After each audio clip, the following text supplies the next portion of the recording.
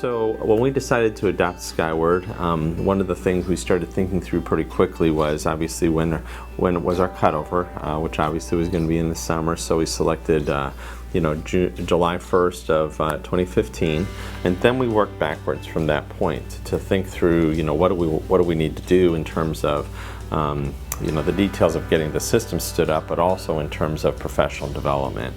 One of the things that we wanted to do was to employ our blended learning model of professional development with our staff. And then for the parents and the families with Family Access, the way we onboarded them was over the course of the spring, we gave them a heads up that, hey, we're starting with a new system, we're leaving our old one behind, and when you get back to school, the first week of school, we're going to open something called the Skyward Family Access Center, and we're going to get you information about that in the month of July. So we had about 2 or 3 kind of announcements of that sort over the spring, and then in July we sent all the families their login credentials and also a little refrigerator magnet that said moving Skyward, had the little Skyward logo. We checked with Skyward to make sure that was okay, and then we included our web address on the bottom so that they could log in. Actually, some parents were anxious. As soon as they got their letter, they tried to log in, even though it said really clearly it won't be available until the first week of school. So we kind of thought that was funny, but also good.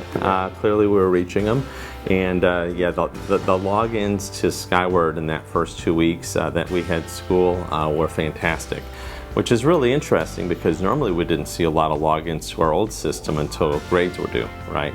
And so they were just getting in, making sure it was all set up, seeing what it looked like, and that then allowed us to have better communication with the parents at the beginning of the year, whereas normally we often didn't have a chance to do that until it was time for